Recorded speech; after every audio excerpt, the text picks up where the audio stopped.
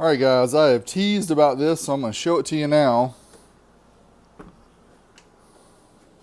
Check out this awesome install in the hot rod.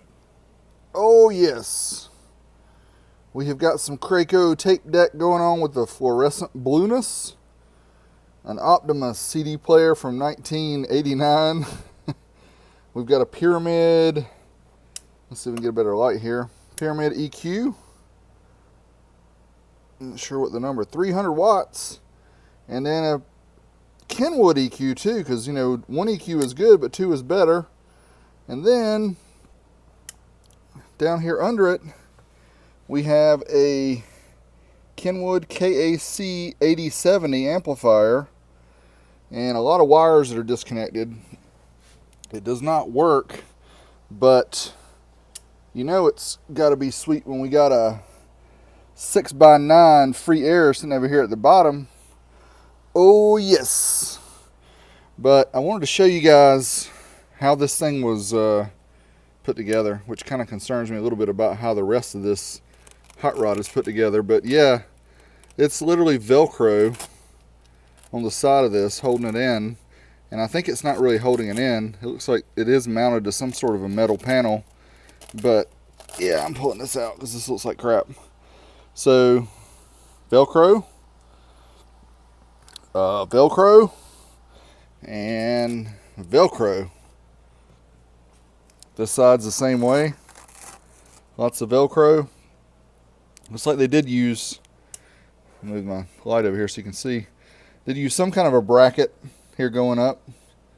But yeah, for the most part it's Velcroed in.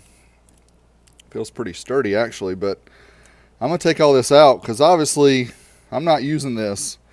But there's one other treat I want to show you is what's in the trunk, because you know we got some junk in the trunk. Let's check it out.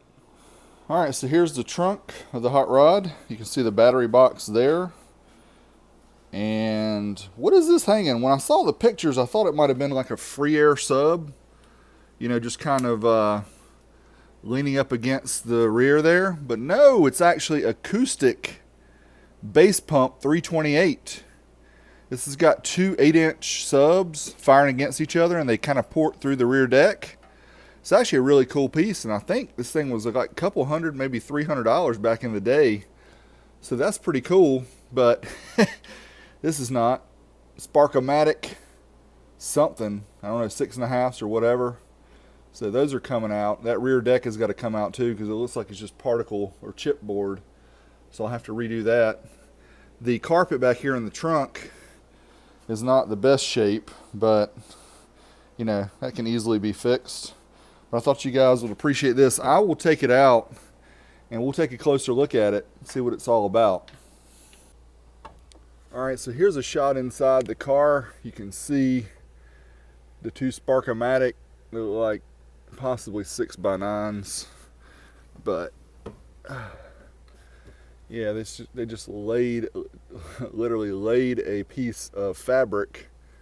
It's attached to some kind of a masonite over top, and there's our acoustic ported bass thing, bass face. So I'm going to take those screws out and we'll remove this out of the back so we can take a closer look at it. Alright, so I got it unscrewed. Let's pull it out. And oh, looks like I got a couple more speakers to detach. How do they hook in? Probably a flathead. Not a V8, just a flathead. Alright, let's get the screws removed, loosened up so we can get the speaker wires out. Alright, now we can pull this thing out and see what it looks like. Oh! Bass pump 328. Huh. Cool. So here's the acoustic bass pump 328 DR design reference series. You can see the two 8-inch drivers, isobaric configuration, facing each other with a little bit of a tilt. Not sure, that must be in the engineering as to why that is needed. But you can see the two drivers in there. A little bit of dirty inside, but two drivers face each other, and this is supposed to be against up against your rear deck, or I guess you could mount it vertically if you needed to. Put it up against the seat, you know, like this in the trunk, as long as it's sealed off completely and have a hole there for it to vent through. But yeah, pretty cool. We'll have to plug this in and actually see if they work. The surrounds seem to still be okay on the speakers. But yeah, acoustic bass pump 328 DR series from the 90s, classic car audio.